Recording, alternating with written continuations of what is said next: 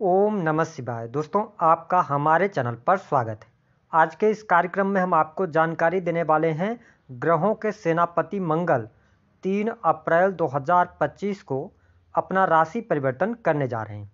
तो मंगल के राशि परिवर्तन का प्रभाव कन्या राशि वालों पर किस प्रकार से पड़ने वाला है, आने वाले 61 दिनों में मंगल के प्रभाव के कारण आपके जीवन में किस प्रकार की परिस्थितियों का निर्माण होगा, कौन सी महत्वपूर्ण घटनाएं घटित होने वाली हैं, विस्तार से इस वीडियो में हम चर्चा करेंगे।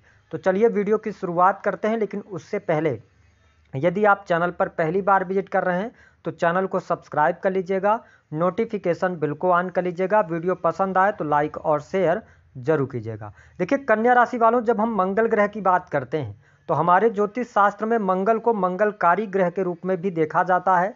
मंगल को सेना, पुलिस, आर्मी, ऊर्जा, शक्ति, साहस, पराक्रम, छोटे भाई बहन, जमीन जायदाद, वाद विवाद, लड़ाई झगड़े, चोट चपेट, दुर्घटनाएं, भूकंप, इन सभी क्षेत्रों का कारकत्व प्राप्त है। साथ ही हमारे शरीर में पाया जाने वाला ब्लड भी मंगल से ही प्रभावित होता है। ऐसी स्थिति में मंगल का यह गोचर जो है वह आपकी राशि से 11वें भाव में होने जा रहा है। देखिए शास्त्रीय मत अनुसार अगर देखा जाए तो मंगल का गोचर 11वें भाव में अच्छा माना जाता है। हालांकि मंगल आपके लिए योग कारक प्लेनेट नहीं होते। मंगल आपके तीसरे भाव और अष्टम भाव के स्वामी बनते हैं। तीसरा भाव छोटे भाई बहन, आपके साहस, पराक्रम, छोटी यात्रा का होता है। वही अष्टम भाव रिसर्च, अकल्ट, ज्योतिष, तंत्र मंत्र, फैक्ट्री, इंडस्ट्री, इनकम टैक्स, साथ ही रिसर्च से जुड़े जितने भी कार्य क्षेत्र होते हैं वो अष्टम भाव से रिलेटेड होते हैं। ऐसी स्थिति में जब मंगल आपके 11th हाउस में गोचर करेंगे, हालांकि ये नीच राशि में जा रहे हैं। 3 अप्रैल से लेकर 7 जून तक चंद्रमा की कर्क राशि में ये नीच करेंगे, लेकिन इस समय अवधि के दौरान आपको बेहतर परिणाम अवश्य प्राप्त होंगे। उसका रीजन है कि मंगल 11वें भाव में अच्छे रिजल्ट देते हैं। ऐसी स्थिति में आप देखेंगे कि मंगल की इस गोचर अवधि के दौरान आपके अंदर एनर्जी लेवल अच्छी रहने वाली है। साथ ही परिवार के लोगों का सहयोग और सपोर्ट आपके जीवन में देखने को मिलेगा। मंगल का यह गोचर आपके जीवन में सौभाग्य की प्राप्ति कराने वाला होगा। साथ ही जो लोग सोशल मीडिया के माध्यम से कार्य करते हैं, एनजीओ में कार्य कर रहे हैं, सामाजिक संगठनों से जुड़े हुए हैं, उनके लिए मंगल का यह गोचर शानदार साबित होने जा रहा है। हर प्रकार से, हर लिहाज से आपके लिए अच्छा रहेगा। मंगल की इस गोचर अवधि के दौरान आपके लाभ में वृद्धि होगी। आपका फंसा हुआ, रुका हुआ धन प्राप्त होगा।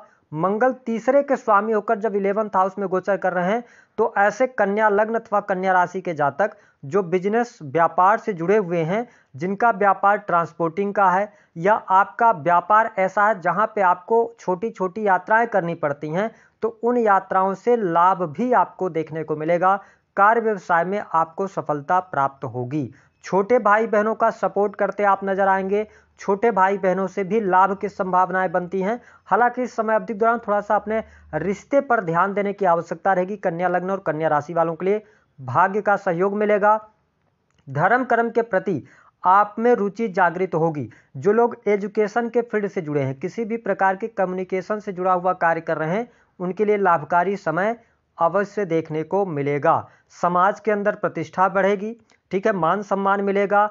ऑनलाइन का जो लोग कार्य करते हैं, ऑनलाइन के पोर्टल के साथ में जुड़े हुए हैं, किसी भी प्रकार के मार्केटिंग के कार्य क्षेत्र से जुड़े हैं, उनके लिए परिस्थितियां बेहद ही शानदार रहने वाली हैं। अब देखें मंगल की जो दृष्टियां होती हैं, मंगल चौथी दृष्टि से आपके द्वितीय भाव वाणी भाव को देखने वाले होंगे। ऐसी स्थिति में मंगल की इस गोचर अवधि के दौरान आपको अपने खान पान पर नियंत्रण जरूर रखने की आवश्यकता रहेगी।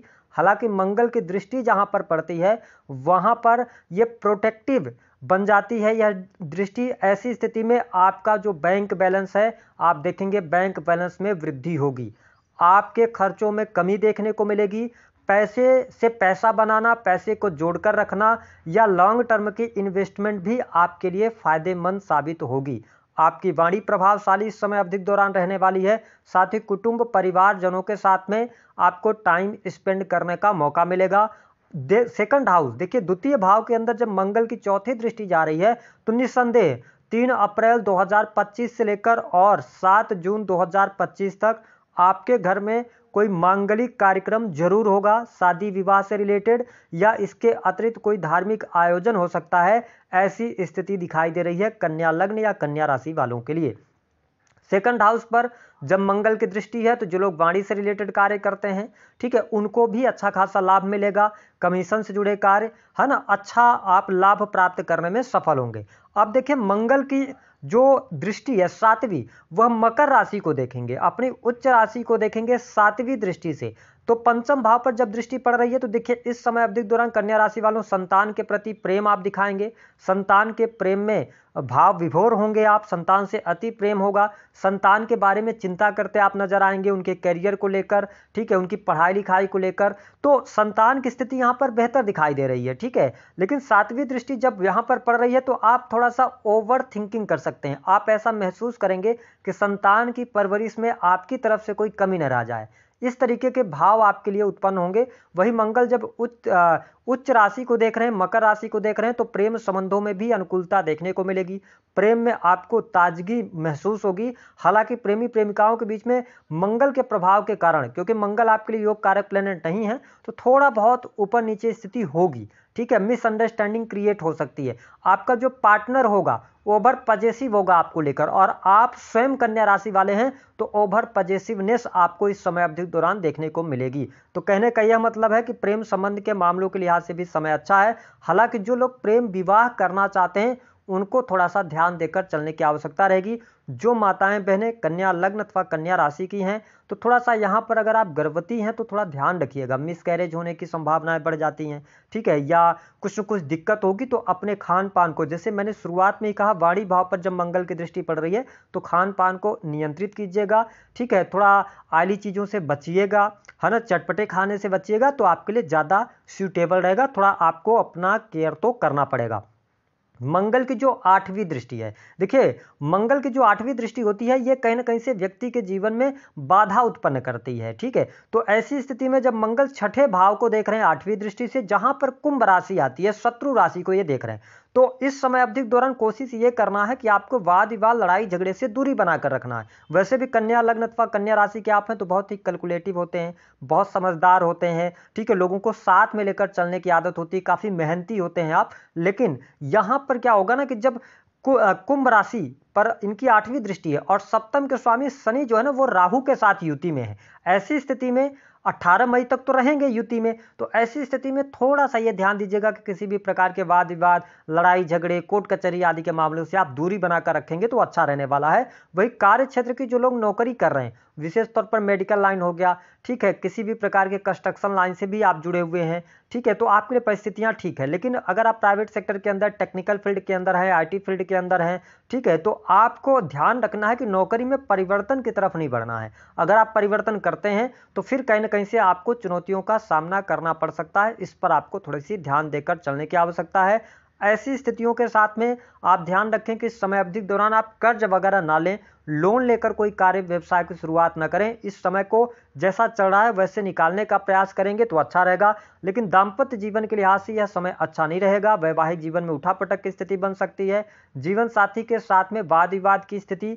साथ ही यहां पर अगर देखा जाए तो मंगल जब 11th हाउस से गोचर कर रहे हैं तो थोड़ा सा ध्यान दीजिएगा कि पति पत्नी के बीच में अलगाव जैसी स्थितियां पैदा हो सकती हैं, तो इसका आपको ध्यान रखने की आवश्यकता रहेगी। बिजनेस व्यापार से लाभ हो रहा है। वही अगर हम देखें तो अष्टम के स्वामी होकर 11th हाउस में जब ये गए हैं तो आप यदि रिसर्च के कार्य क्षेत्र से जुड़े हैं, जो लोग सर्विस प्रोवाइड कराते हैं लोगों को, किसी भी प्रकार के सर्विसेज का काम आप कर रहे हैं, सर्विस देते हैं, ठीक है, या इसके अतिरिक्त आप माइनिंग के कार्य क्षेत्र से जुड़े हैं, ठीक है, अकल्ट एस्ट्रोलॉजी ज्योतिष तंत्र मंत्र का कार्य करते हैं, इसके अतिरिक्त यदि आप अपनी फैक्ट्री इंडस्ट्री चला रहे हैं, कन्या लगन या कन्या राशि के हैं, तो अच्छा लाभ आपको देखने को मिलेगा, आकस्मिक धन लाभ भी आपके लिए होगा। तो ये स्थिति आपके लिए बेहतर रहने वाली है। तो अगर देखा जाए तो मंगल का यह जो राशि परिवर्तन है यह आपके करियर के लिए, धन के लिए, परिवार के लिए अच्छा रहने वाला है। लेकिन थोड़ा सा संतान को लेकर ओवर थिंकिंग आप कर सकते हैं,